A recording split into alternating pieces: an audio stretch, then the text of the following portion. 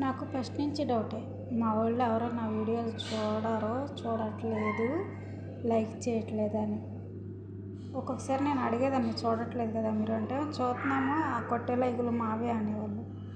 కానీ నేను మొన్న ఒక రోజు నా ఒంట్లో బాగోలేదు, ఇలా ఉన్నది అనేసి చెప్పాను కదా యూట్యూబ్లో వీడియో.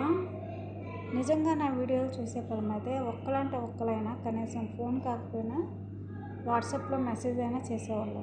బాగోలేదన్నావు, ఎలా ఉంది ఏంటి, అయ్యో మరి హాస్పిటల్కి తీసుకెళ్ళలేదా, కనీసం పిల్ల కూడా ఇవ్వలేదా, మరి ఎలా ఉంది ఏంటి అని వాట్సాప్లో కనీసం మెసేజ్ అయినా అడుగుతారేమో అనుకున్నాను. ఒక్కలంటే ఒక్కలు అసలుకి ఆ వీడియో వాళ్ళు చూస్తేనే కదా, చూస్తే తెలుస్తుంది, చూడకుండా ఎలా తెలుస్తుంది, తెలియదు కదా. అది నేను ఒక్కొక్కసారి అంటాను కదా, వీడియోలో కూడా చాలాసార్లు అన్నాను, నేను అలాంటి వాళ్ళతో మాట్లాడను, చెయ్యను, అది ఇదని. నిజంగా నా మాట అంత కఠినంగా ఉంటుంది కానీ నా మనసు అయితే అంత కఠినంగా ఉండదు.